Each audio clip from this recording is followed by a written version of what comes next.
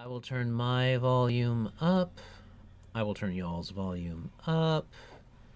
And what? No one's gonna know that we recorded these in batches, despite the fact we're all wearing the same clothes. I wear the same clothes to every stream. You don't know I am. That's the beauty of it, Kane, and you just ruined it. You ruined the illusion for people. That same white 8-pointed star with a bluish-grayish background. I can't help it that I own 16 different hoodies, all right? Yeah. You live in Canada. It's a matter of survival. You must wear all 16 at once or you will die. Frozen death. I'm not going to lie. I've worn more than one at once before. Exactly, because you have to. That's what non-hooded shirts are for. Putting hoodies over hoodies. You need to double up the hood. You need something to break the wind because it's fucking windy. Okay. Greetings and salutations, travelers. Welcome back to the Planar Crossroads. We are currently doing our Around the Hearth recording, and it is an adult podcast that sometimes features adults, that sometimes use adult language, so you have been warned. Say thanks, Dad Achilles. Man, you do not help. Thanks. Thanks, kid. It's a pretty good cat impression, sulking in the corner where we can't see the top of your head. Yeah. So, as far as announcements, we have Planar Crossroads is probably going to be opening up a spot for someone interested in playing with us. It will likely be an open legend. So by now you should have probably seen our little announcement graphic for it. It's usually a mocked up poster type thing. Yeah, Adventurers Wanted type thing. So you'll probably see that on our Facebook, on our Twitter, and in the Discords for the Planar Crossroads and Black Dragon Gaming. Maybe in the Open Legend one as well. So you guys can check there. I mean, do you have a genre in mind for Open Legend, Adam? I do not yet. I was wanting to kind of get some feedback from everybody. So we will see. The beauty of Open Legend sounds like you don't need a genre, though. It's here. Have to have one. It would be kind of weird if, like, I made a cowboy and then all of a sudden we were in the middle of the ocean. Well, for the game, cowboys go to the ocean too. They have to take their cows. You just change it a little bit, and you're a cowboy who rides hippocampi. He's a hippocampi herder. You heard manatees. Right. The sea cows, you heard manatees. Heard the sea cows. Yeah. You must be really careful that boats don't come by because the manatee will just swim up to it and hit the boat and die a horrendous death, is what they taught me as a child. Yeah, they're real dumb. And not smart. So, all that said, much like the if cows you guys want to get in on that, you ain't gonna hit them with your truck. You're going to be able to see the graphic for it. As far as any other announcements from the Planar Crossroads, I don't really have any. But I would like to say that it is viewers like you that make this type of content possible, because we are supported solely by our Patreon as far as the production of these videos. So if you like it, let us know. Even if that's just a thumbs up, subscribe, or whatever. Which is why the production value is so low. Hey, you guys don't have put some effort into this. It's better than some of Tommy's, okay? Shots fired. It definitely is. You're absolutely right, though. Well, I mean, it's not like Tommy has announcements. Stuff. Tommy needs help for his announcements. This is a cat. Let go of me, Achilles. Pretend he's sitting on my head, and I'm a giant white construct. And I'm actually an agent of Shinra, and something I didn't play Final Fantasy VII that much. But I'm sure that race is playable, or you can craft it or something in Final Fantasy D20. Probably the best Pathfinder third-party anything I've ever seen in my whole life. Non-fancy and magic. Relive your teen nostalgia. Guns with swords and swords with guns and jump with lances, and basically every Final Fantasy Tactics class has been converted as well. So that's super neat, and we're looking for folks. Links in the doobly-doo. I hope. I, again, don't have the power to say that, but I'm going to throw it out there. I'm going to play a dancer. Yes, please do. Or you could play a math nerd. Well, you can do that in Pathfinder too. That's called playing 3.5, I guess. Isn't that like tactician? Is that a class? No, there's a calculator. The calculator, yeah. Or the arithmetician, whichever version you're playing. Play calculator, take the sacred geometry feat, make me really mad because I'm not smart. There's one other Okay, feat. sacred geometry is an awful feat. Yeah. Well, there is Levi's right. There is a wizard archetype in Pathfinder for that. So. I was referring to. There's a chemist in Final Fantasy. Yeah, Nice. yeah, they're real good. They can craft a phoenix down and throw it at someone, and then it goes off. So death will be hard. I don't know what I'm doing. We'll figure it out. I will kill you, but you're just gonna come right back. You're fine. There's no reason Phoenix to not. It's a Downs? video game. I think I'm gonna do. I saw a house roll once for 5e where at the beginning of the game you record your con score at level 1, and you can only go to dying that many times before like your soul can't take it anymore, and you just let die.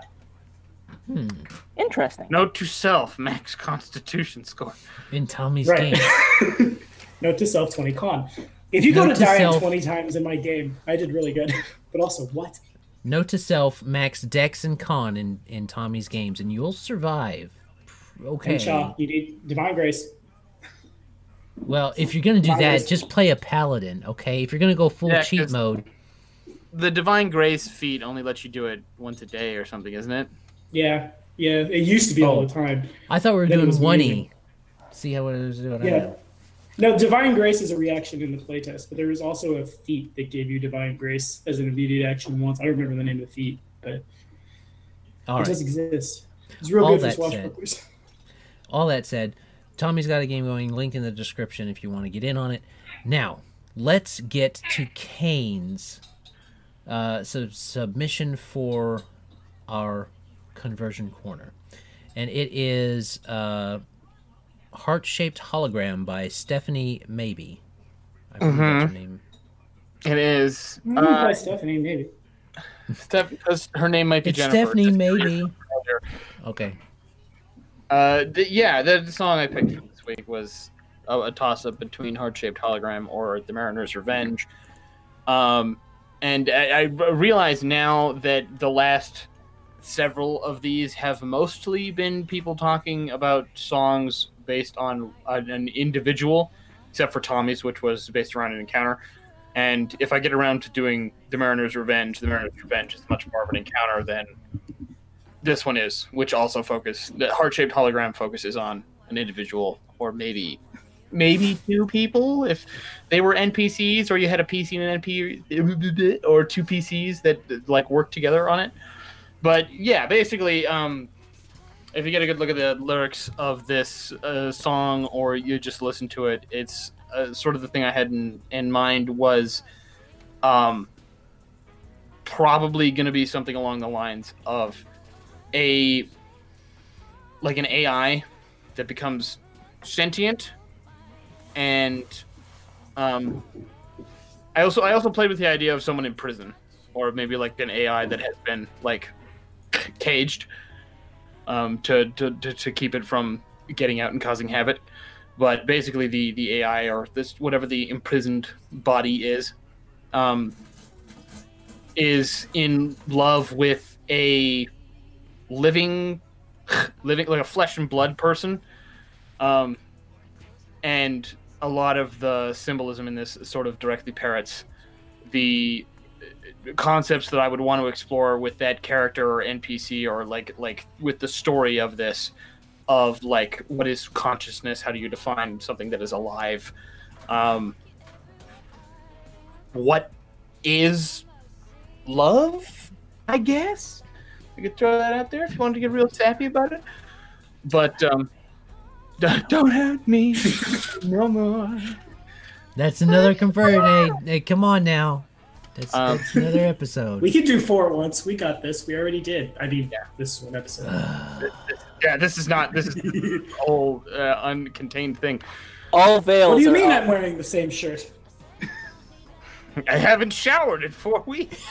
I haven't showered in 4 weeks or an hour and change. Your call. You're whatever you want to believe, my dude. It could be both. You never know. I'm not that gross. To be clear. But we never know because we're not in your life that directly. You look live there- in my life. Looked like I rolled out of a closet in a grunge metal band's house, but I'm not that gross. Crawled out of a dumpster and stuck a bear through your busted up gauges, your blown out gauges, and picked up a Oh, something punk folk music that you showed me last time. Oh, Days and Days, yeah. Yes, indeed. All right, hey, focus. Okay. What else do I want to say about this? I really like just sort of I like the feel of the song more than anything. I really like the idea of sort of these two characters playing off each other, or this one character playing off him like themselves, with this sort of this holographic, this non-real thing that they're humanizing or like personifying that represents desire or like a perceivedly unattainable goal. And it's probably something that I would slot into like a cyberpunk or Shadowrun game. One of the more specific thoughts I had was to put him in a Cyberrun, Jesus, into a Shadowrun game as maybe like a modded up version of a Technomancer's sprite, because Technomancers in Shadowrun can kind of perform summons in the same way that magic users can do, traditional magic users can do, but the sprites are basically like sapient AIs constructs. They like possess unique personalities and complex secondary emotion and everything like that. And I would probably do something along the lines of that. Obviously, it would probably require a bunch of homebrew, which is why I might slap it in a more open system like Open Legend, where you take the companion feat. Plug.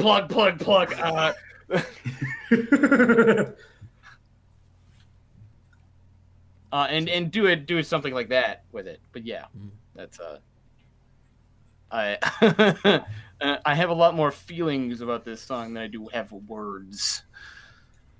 I gotcha. Me. I have to look up her name. But if that's all you have to say, I have to say that what this reminds me of when you say hologram and you say unattainable and you say guns, I can't help but think Vera Keys from the best DLC you'll ever get your hands on, best game in that franchise, Dead Money from Fallout New Vegas. That's the whole the whole subplot of what's going on. There's the game's almost 10 years old. I can spoil it for you. So what goes down is you get a little ping on your Pip-Boy, as in Fallout DLCs you often do. And like there's a something raid a casino, something treasure, and you get captured by a crazy man who has their own really deep backstory that involves some of the companions you can get in New Vegas. Seriously, that game is really good. But throughout the course of that, you see this hologram, and I think you learn pretty quickly who it is. And I won't like the big reveal at the end where it's actually pretty good. You end up playing with encumbrance rules, and there's ways to cheat it, but otherwise you take all the money or you die. And it revolves around this woman who the architect of the casino desired, literally made this casino to get a starlet from the pseudo 1950s attention. And you see her all the time, and the holograms obviously aren't her. You learn that she has a bunch of I don't remember what chem she's addicted to, but I think it's several. Medic. And she's gone to this. Oh, thank you very much. So she's addicted to morphine. And she's gone to the Sierra Madre to recuperate, and then this is where the guy springs on her, but then so does Dean Domino, whose voice actor died not too long ago, and I'm sad. And it's this whole big thing, and that's what this reminds me of. I have thought about doing a game where we just played Dead Money. Now maybe I will do it. It's a pretty good DLC. It's certainly the best in New Vegas by orders of magnitude, in my opinion. Yeah, she sings. They actually had a unique song for her. Begin again in the night. And you hear that several times. And you hear it several times in the Dead Money DLC. So if this song is what you use in lieu of that for your kind of reimagining,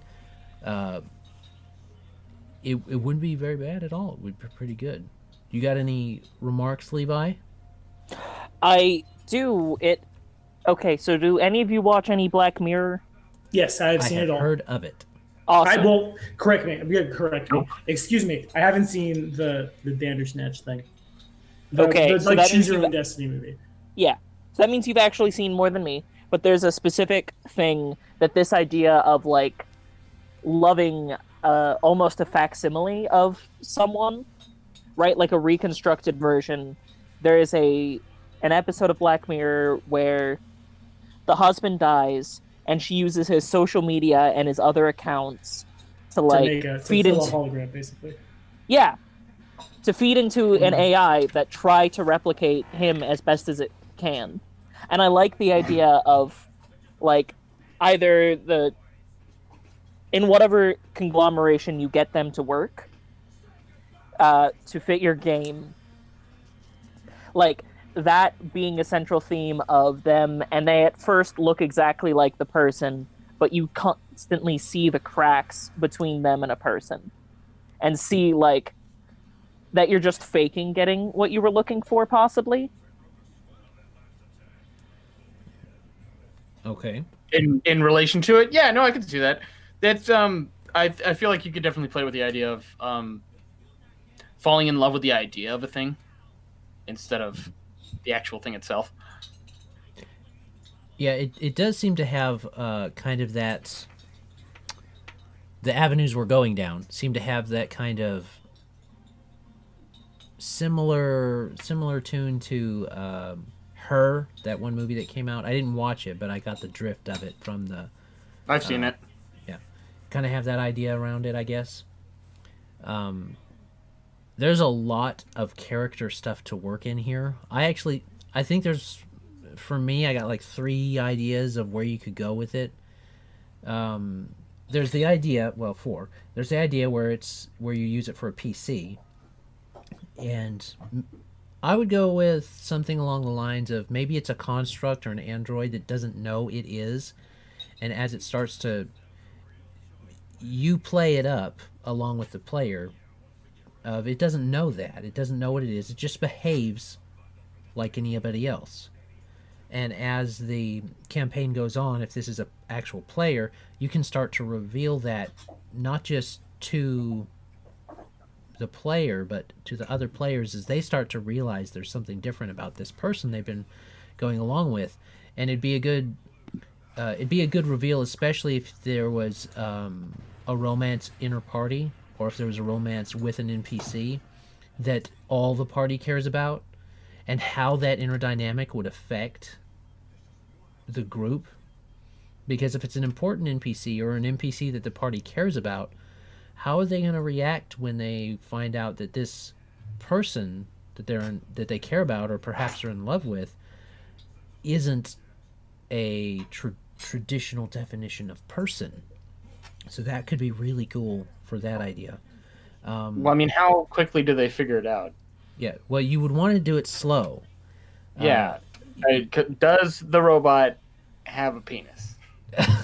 I actually was thinking female robot, because it's a lot easier to do that type of robot, for one.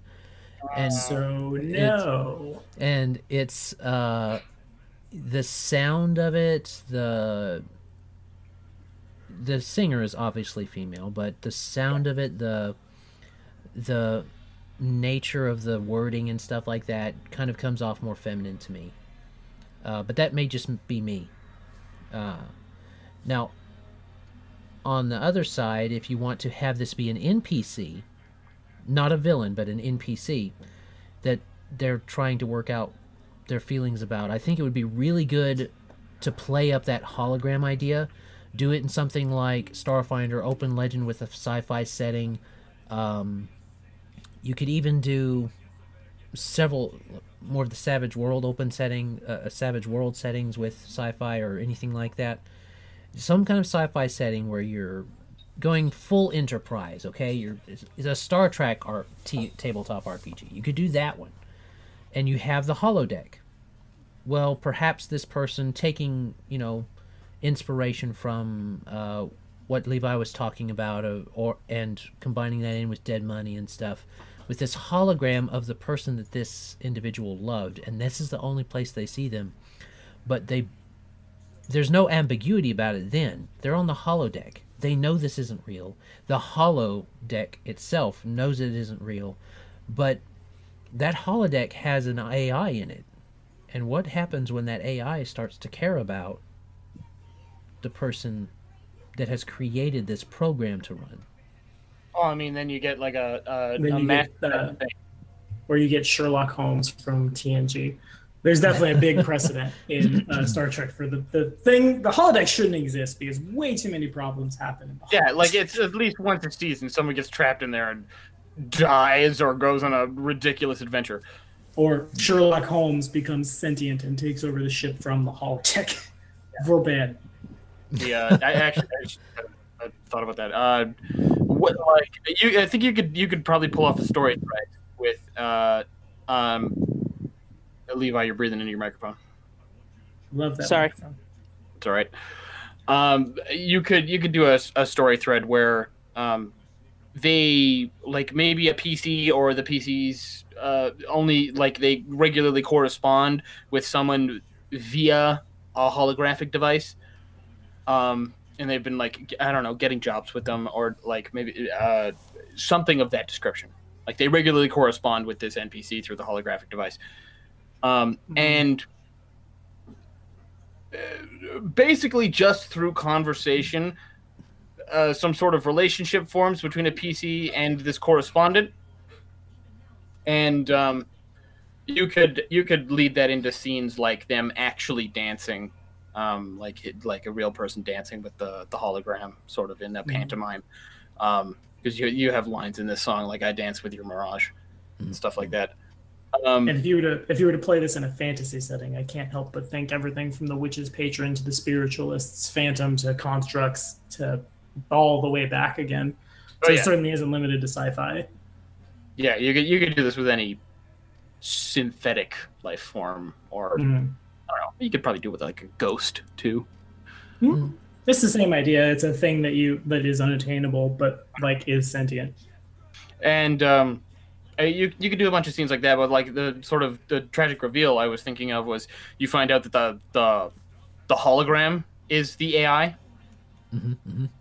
So that, like, this person that you believed was real, that you were talking to basically on the phone, on the future phone, this entire time. Did we say future phone as we're literally using a technology talked about in Star Trek Next Generation and stuff? So Star Trek changed the world, man.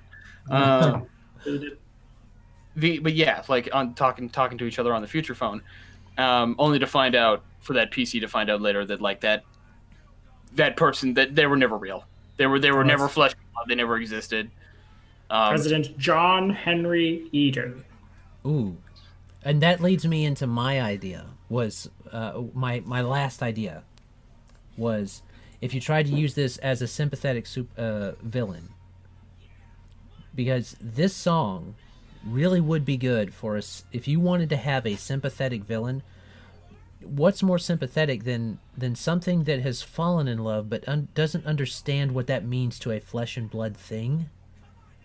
So it's trying to become flesh and blood, but it doesn't, there's not a way to do that. It doesn't know how to do that. But are its feelings not real?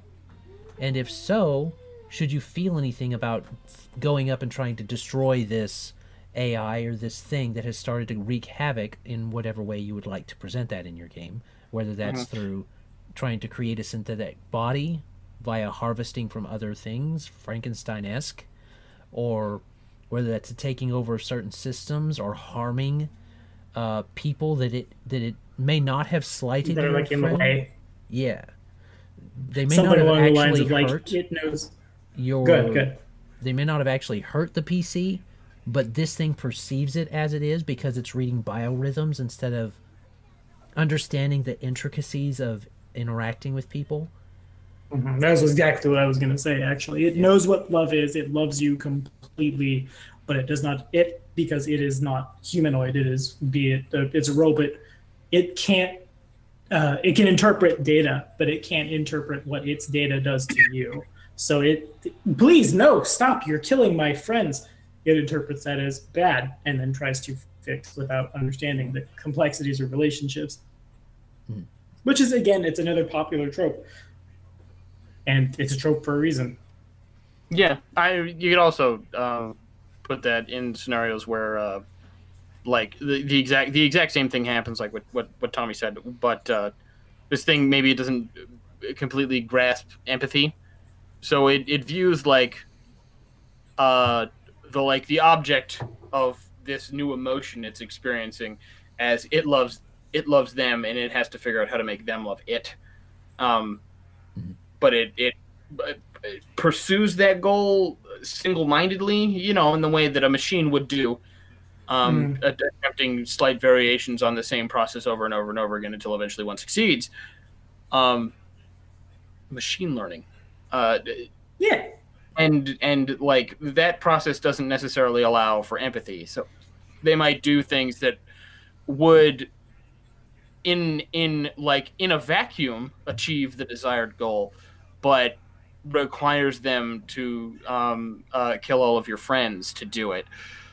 Right. And that makes the campaign, you, the party, have to, God, I have no better way to say it, but have to create the empathy patch and install it into a hostile AI. Kind of like how, this is a spoiler for Iron Gods, but kind of how, like, at the end of Iron Gods, when you literally make a deity out of Cassandra. And I was actually just going to reference that. Her alignment and her domains and her everything are literally based on what you have done and what you have made and what, like, is downloaded into her program.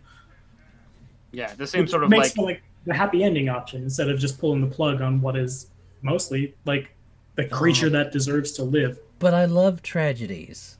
So then kill the thing. Kill it dead. That is also fine. Yeah.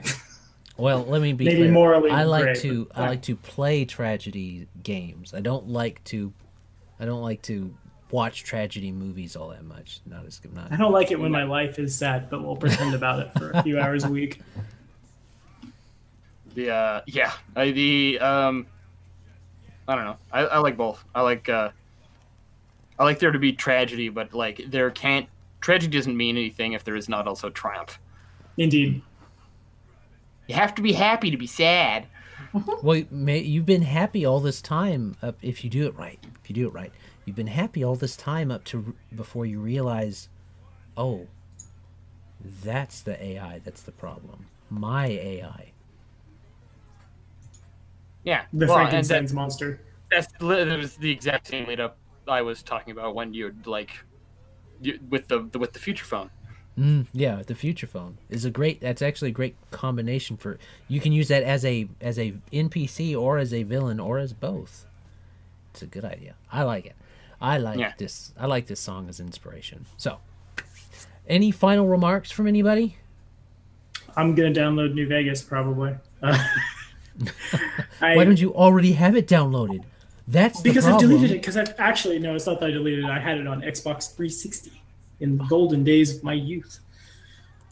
The game is definitely super good, and console. In the days of my it was great at the time. At the time, it was new. Now I have a PC and I'm great, especially with this 8 gig hard drive that was purchased for me. Why do your patrons have so much disposable income? I don't know, man, but I'm not. Good old Tiki. Good old Tiki, indeed. That man is a good man. All right. Did not think that. I've said it a million times. Did not think it, and Kane can corroborate this. When we first met him, it hailed the Gorilla King, but the man's true colors have been shown. But as far as what actually is being talked about, I mean, he was remarkably patient in Hail the Gorilla King because he got stomped on that first episode. Good. I saw the character. It was powerful. Well, it's not good. Tiki, if you're watching, it wasn't good. But I'm pretty sure he would have done a lot better if he didn't die in the first round, given all the cursed items he was carrying that did not affect him in any way, shape, or form. Yes. I have to ask, are you immune to breathing? Yes. In any case, as far as these go, if you don't necessarily want to do this for like a full campaign, I guess this is Carrion Crown spoilers, but this is more or less ish book 2 of Carrion Crown, except it's not sci-fi. It's It's literally is Frankenstein's monster. So it's a really good like your players will get attached to it if they did it right, because like there are a lot of big emotions that go around here, and I think that's what helps sell it. And there's definitely both in like movies and in games and everything in between. There's a lot of stuff you can together to make a very powerful transformer, I guess. I don't think that sound effect works for what you were trying to accomplish. Yes, I have seen the Transformers movies. There was an explosion and fart noises. That is what happens. Okay, that was an explosion and fart noises, not a merging together and fart noises. That's just not nice. That's just not good. If you got merging together and fart noises happening, that's just not. Michael Bay has ruined the 80s. I think there was a Michael Bay movie. I forget. Okay. His name is not Bumblebee. Anyway, all right. We're good. So Tommy said his piece. Anybody else? The original Transformers cartoons were terrible. That's my final piece. Die and cold and frozen. Look, Kane, there's a Wendigo behind you. It's not in the camera. But don't you know, Kane? They don't show reflection. They do, actually. How do you know they show reflection? Have you seen one? You can only see them out of the corner of your eye. Okay, so he'll look after the cameras are off. But if there's nothing else, thank you, travelers, for stopping by. Have a great day. God bless and enjoy. Bye. I'll be checking my fucking peripherals. Bye.